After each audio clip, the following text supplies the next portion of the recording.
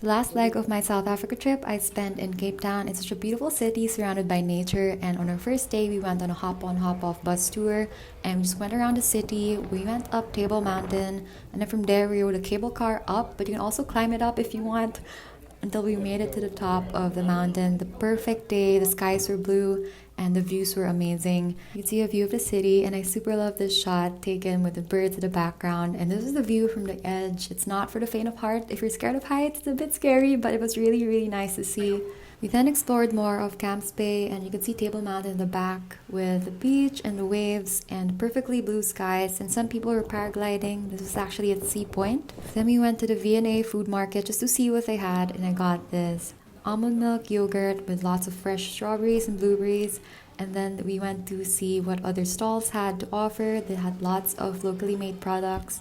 We spent more time at the V&A waterfront, had dinner there. I got this veg bowl. Then we went to a grocery to see what they had, and I just really love going through aisles and aisles of food and seeing the plant-based offerings, and they had lots of different plant-based products, which I super loved. We're staying in an apartment with a kitchen, so we got some food that we could cook and prepare for breakfast. I just like being able to eat a lot of the food here, especially the fresh produce that I might not be able to bring home, so I took advantage of that. The next day, we went on the Chapman's Peak Drive on the way to Cape of Good Hope, which is the southwesternmost point of South Africa, and the views were so beautiful. There were lots of baboons and lots of animals we saw along the way.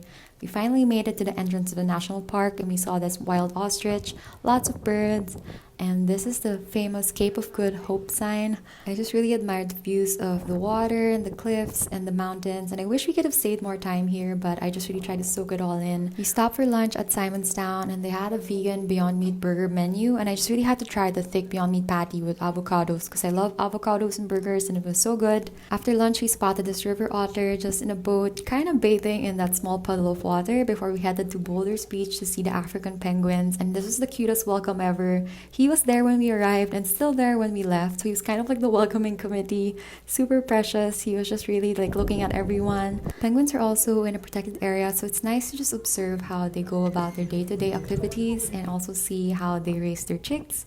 Then we visited a gold restaurant for an African dining experience, and then we also had our faces painted. The next day we went to Oranjezicht market, and it's one of my favorite markets ever. It is so beautiful and there's a lot of diverse offerings.